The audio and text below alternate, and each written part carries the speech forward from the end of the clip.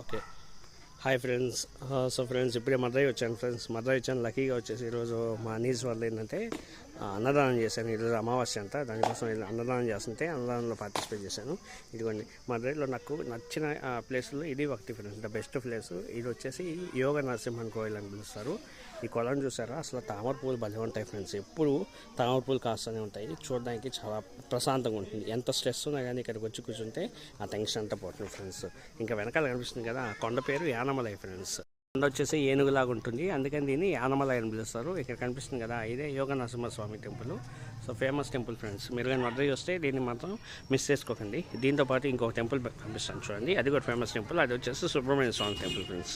ఇక్కడ కనిపిస్తుంది కదా ఫ్రెండ్స్, ఇదే ఫ్రెండ్స్. యాక్చువల్గా నేను చెప్పాను కదా సుబ్రహ్మణ్య స్వామి గుడి.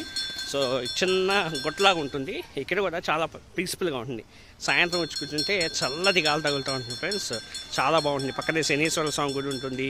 ఇంకా చాలా చిన్న చిన్న గుళ్ళు ఉన్నాయి ఫ్రెండ్స్.